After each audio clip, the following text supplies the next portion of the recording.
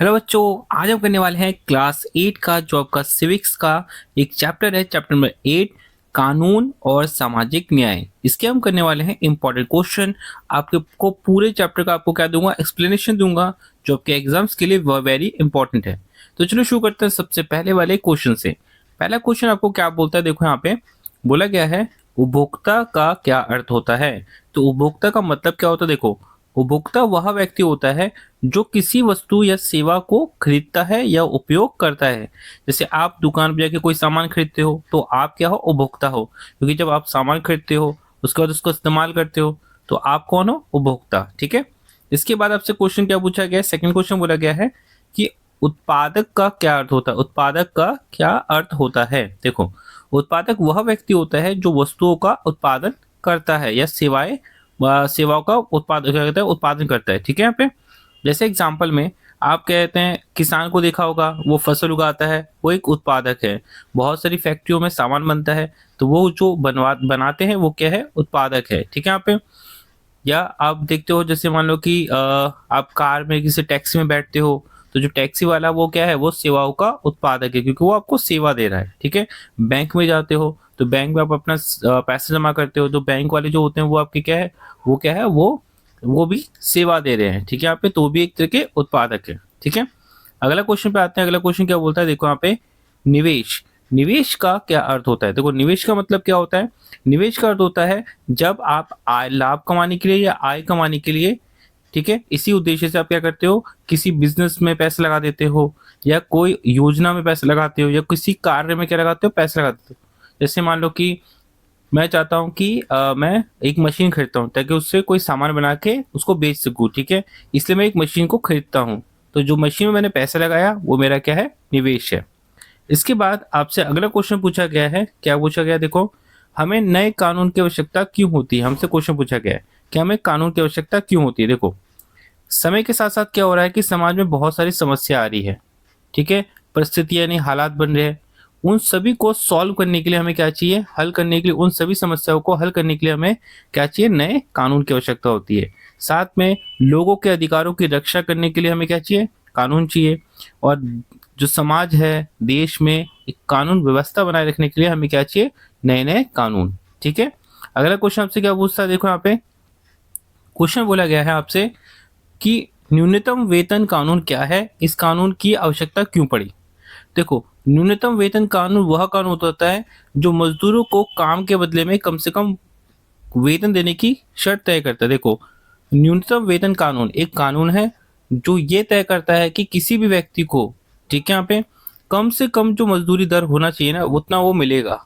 ठीक है। जैसे एग्जाम्पल में कहीं पर अगर मजदूरी दर 1,000 रुपये है तो कम से कम उसको उतना मिलेगा। अगर तय कर दिया कि 1,000 रुपये मिलना है तो कम से कम उससे उससे कम किसी को नहीं मिलेगा। ज्यादा मिल सकता है लेकिन उससे कम किसी को नहीं मिलेगा। ये कानून ये बोलता है।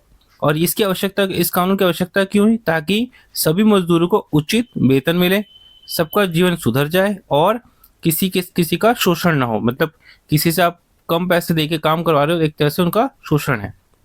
इसके बाद आपसे अगला क्वेश्चन पूछा क्या गया है, देखो यहाँ पे क्वेश्चन पूछा गया है शोषण से मुक्ति का मौलिक अधिकार क्या है। देखो शोषण से मुक्ति का मौलिक अधिकार ये बोलता है, देखो ये अधिकार जो है आपको संविधान ने दिया है। ठीक है। ये सभी नागरिकों को मजबूरी में या अन्यायपूर्ण शोषण से बचाने के लिए ये अधिकार बनाया गया था। जैसे किसी बच्चे से बाल मजदूरी करवाते हैं, आप देखते हो ना, कई होटलों में बच्चों से क्या करवाते हैं, काम करवाया जाता है।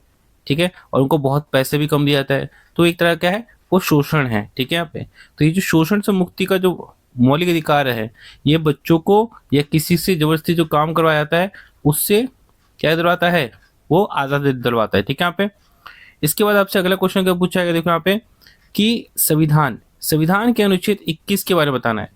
तो संविधान का अनुच्छेद आपको ये बोलता है कि हर कोई जो व्यक्ति है, ठीक है, वो आजादी से जी सकता है, ये उसका अधिकार है।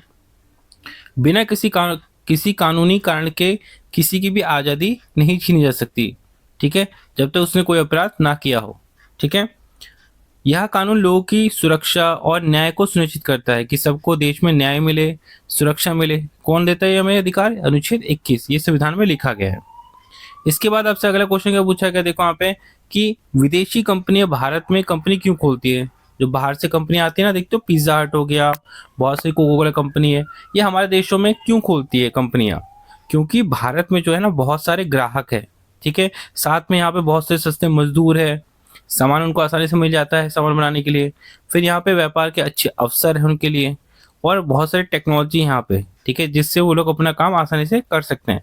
इसलिए विदेशी कंपनी हमारे देश में कंपनी खोलती है। और क्या है हमारे पास, देखो यहाँ पे फिर नौवा क्वेश्चन ये बोलता है, उद्योग किस प्रकार पर्यावरण को नुकसान पहुंचाता है?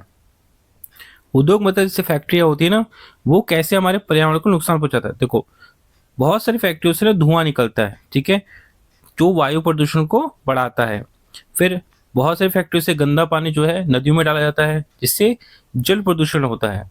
और उसी प्रकार से बहुत सारी जो बड़ी बड़ी मशीनें होती है ना फैक्ट्री में लगती है, उससे बहुत ज़्यादा क्या होता है, शोर होता है, जिससे ध्वनि प्रदूषण होता है। और बहुत सारे फैक्ट्री वाले क्या करते हैं, अपने फैक्ट्री का जो गंदा कचरा होता है ना, उसको बहुत सारी जगह पे जमीनों में फेंकते हैं, जिससे मिट्टी प्रदूषित हो जाती है, ठीक है।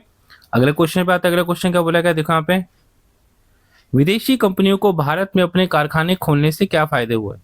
यह वाला क्वेश्चन मैंने आपको थोड़ी देर पहले बताया था कि विदेशी कंपनी को जब भारत में खोलती है तो उससे फायदे क्या होते हैं। एक तो उनको बड़ा बाजार मिल जाता है, अपना सामान बेचने के लिए बड़ा बाजार मिल जाता है। दूसरा क्या और होता है कि उत्पादन लागत कम हो जाती है। देखो, उनको क्या होता है कि यहाँ पे सस्ते मजदूर है, जिनसे काम करवाना आसान है, ठीक है, कम दाम पे करवा लो, और वो लोग ज़्यादा दाम पे हमारे यहीं पे बेच देते हैं, इससे उनको मुनाफा ज़्यादा होता है, तो ये फ़ायदा होता है। साथ में यहाँ पे उनको क्या मिल जाता है, टेक्नोलॉजी मिल जाती है, जिससे वो अपना काम आसानी से कर पाते हैं। और उनको ना यहाँ पे नए नए मौके मिलते हैं, अवसर मिलते हैं, बहुत से लोग इनके बिजनेस में पैसा लगाते हैं, जिससे इनकी कंपनी और बड़ी हो जाती है, ठीक है, तो उनको ये फ़ायदा होता है। इसके बाद और क्या है, देखो यहाँ पे लिखा है, यहाँ पे क्वेश्चन क्या है हमारा, बाजार में मजदूरों, उपभोक्ता और उत्पादक के शोषण को रोकने के लिए सरकार ने कौन से कानून बनाए हैं? ठीक है, यहाँ पे तो सरकार ने सबसे पहले मजदूरों का शोषण ना हो इसके लिए कानून बनाया है न्यूनतम वेतन कानून, कि हर मजदूर को जो न्यूनतम, जो कम से कम जो मिलना चाहिए ना, वो तो मिलना ही चाहिए, ठीक है, यहाँ पे उससे कम किसी को नहीं मिलेगा। अगर मान लो सरकार ने तय कर दिया कि हर किसी को 1000 रुपये मिलना चाहिए, ठीक है, मजदूरी दर, तो उसको 1000 रुपये मिलेगा, उससे कम नहीं दिया जाएगा, उससे ज़्यादा दे सकते हैं, कम नहीं। श्रम कानून मजदूरों के अधिकारों और सुरक्षा को तय करता है कि किसी के साथ कोई गलत ना हो। उपभोक्ता संरक्षण कानून क्या बोलता है, जो उपभोक्ता होता है उनके अधिकारों को सुरक्षित करता है कि किसी भी उपभोक्ता को गलत सामान ना दिया जाए। और मूल्य नियंत्रण कानून क्या बोलता है कि किसी से भी बहुत ज़्यादा एक्स्ट्रा पैसा ना लिया जाए, जो सामान पे लिखा गया है वही पैसा लिया जाएगा। यह है उपभोक्ता नियंत्रण कानून, मूल्य नियंत्रण कानून, ठीक है। यहाँ पे अगला क्वेश्चन आपसे पूछा गया है, भोपाल गैस त्रासदी के बारे में आपको बताना है। तो भोपाल गैस त्रासदी क्या हुआ था, भोपाल में 1984 की बात है, मध्य प्रदेश के एक भोपाल शहर में क्या हुआ था, यूनियन कार्बाइड नाम की कंपनी थी, ठीक है। यहाँ पे इस कारखाने से ना जो जहरीला गैस होता है मिथाइल आइसोसाइनेट, ठीक है, ये गैस क्या होता है लीक हो गई थी, जो पूरी जगह फैल गई, और इससे क्या होता है बहुत सारे लोग क्या हो गए थे, मारे गए थे, ठीक है। यहाँ पे इसमें देखो, इसमें क्या क्या हुआ था, इस हादसे में हजारों लोग जो थे तुरंत मारे गए, और लाखों लोग क्या हो गए थे, बीमार हो गए थे।